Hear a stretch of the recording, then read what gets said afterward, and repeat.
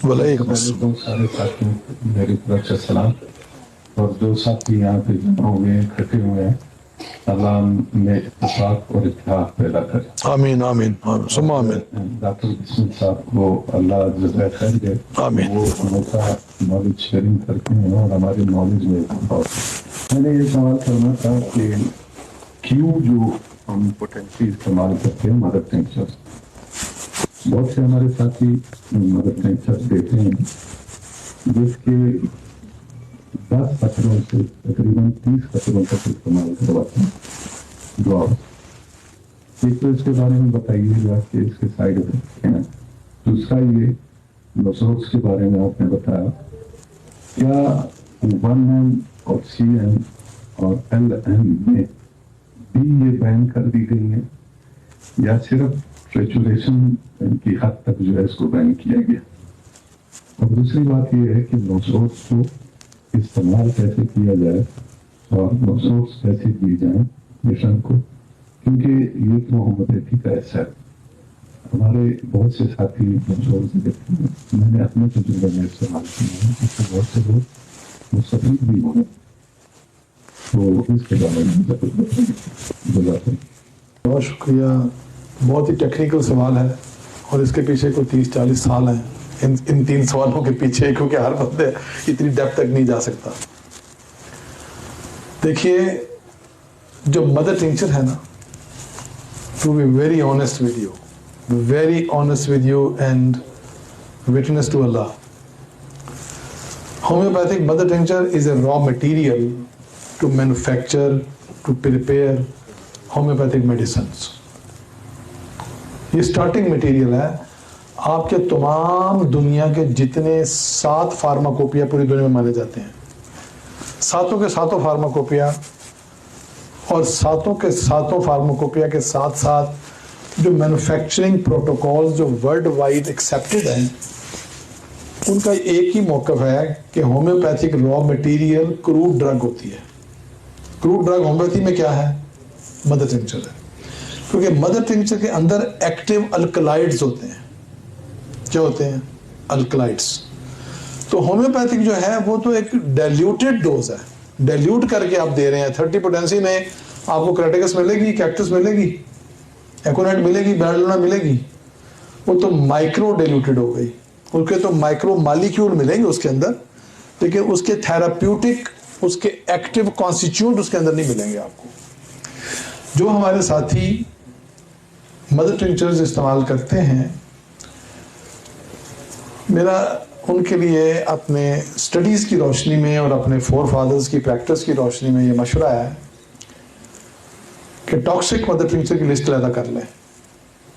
Toxic mother tincture की list अलग कर लें, क्योंकि उसके बड़े पेचीदा किस्म के साइड इफ़ेक्ट हैं जो संभालना मुश्किल नहीं है हमारे लिए। बहुत सारे दोस्त जोड़ों की दर्दों के अंदर या ब्लड प्रेशर के अंदर बेदरेग इस्तेमाल करते हैं मदर टिंचर्स का। रस्टॉक्स, लीडम, पाइनस लुम्बैटम, गोयकम, गुलथीरिया, ये सारे के सारे जितने टिंचर्स हैं ये सब टॉक्सिक है। इसकी टॉक्सिसिटी को रिड्यूस करने के लिए अगर आप आधे कप पानी में 5 कतरे डालेंगे तो वो अप्रॉक्सीमेटली 4x बन जाएगा। क्या बन जाएगा? लेकिन टॉक्सिसिटी अभी भी मौजूद है। WHO ने अपने स्टैंडर्ड में ये लिखा है, बल्कि WHO की एक लिस्ट है, ये कोई नोट कर लें, अगर बाद में आप ग्रुप पे मैसेज करके मुझे याद करा दें। WHO की toxicity list of herbal drugs, herbal से मुराद ये नहीं है कि यूनानी हर्बल, मीन्स कि पूरी दुनिया में जहां भी हर्ब से कोई चीज क्रिएट होगी, वो टिंचर क्रिएट हो रहा है या कोई हर्बल दवाई बन रही है या फाइटोफार्मास्यूटिकल दवाई बन रही है, तो उसके अंदर की उन्होंने टॉक्सिक लिस्ट जारी कर दी है।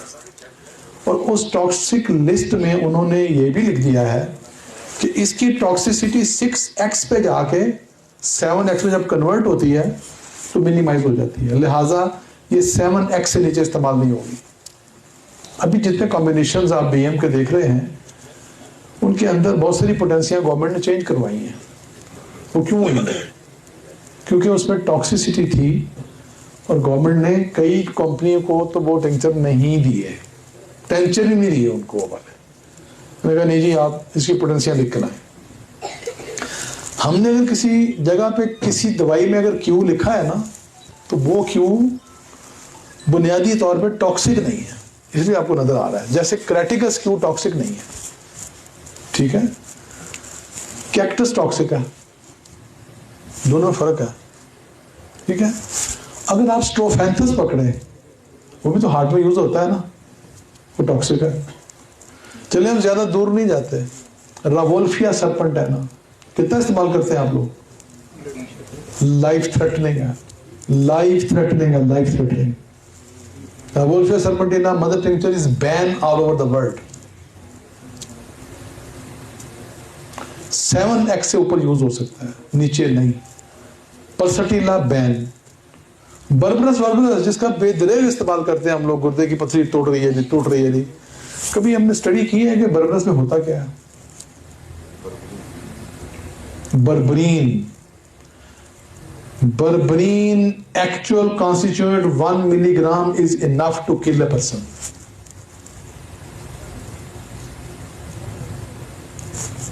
स्टडीज है ना, स्टडीज अगर आप पढ़ेंगे, देखेंगे, नॉलेज गेन करेंगे, तो आप अपने नॉलेज में मरीज को शिफा देने की बजाय उल्टा उसकी बॉडी में टॉक्सिक भेज रहे हैं आप।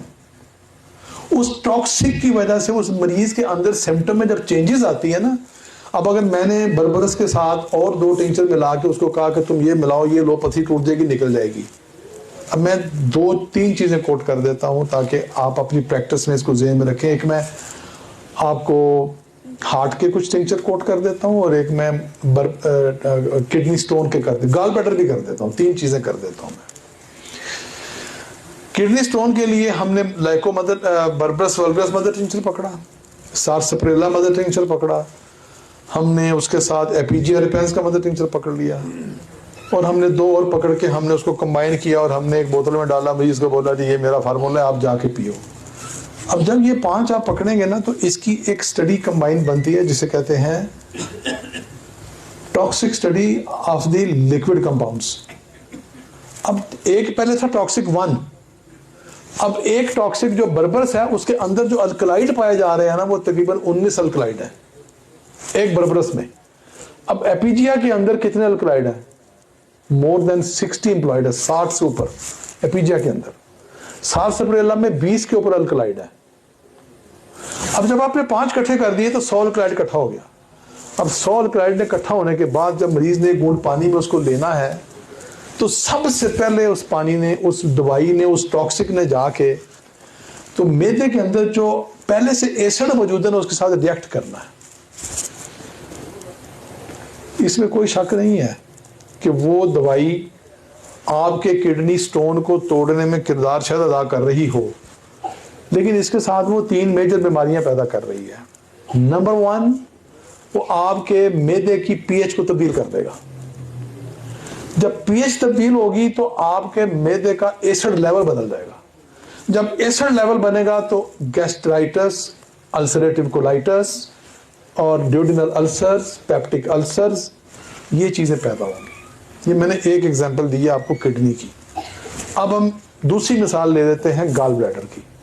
आमतौर पे स्टैगहॉर्न गाल ब्लैडर्स होते हैं, तो हमारे मेहरबान कई भाई ऐसे हैं, वो कहते हैं बात ही कोई नहीं, पित्ते की पथरी है, मैं ऐसे निकालूंगा कि नजर ही नहीं आएगी। ऐसे नहीं होता।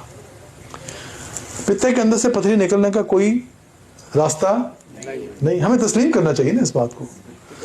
पित्ते की पथरी अगर ग्रेन्यूल्स में, ग्रेवल्स में खसखासी दाने जो होते हैं, बारीक बारीक जैसे पोपी सीड्स होते हैं, अगर उस शक्ल में वो मौजूद है तो उसके होम्योपैथी में सॉल्यूशंस दिए हुए हैं, और वो भी लिमिटेशंस में 0.8 0.7 mm की कैलकुलेशंस अगर इकट्ठी है कंबाइन, तो उसको हम एब्जॉर्ब कर सकते हैं।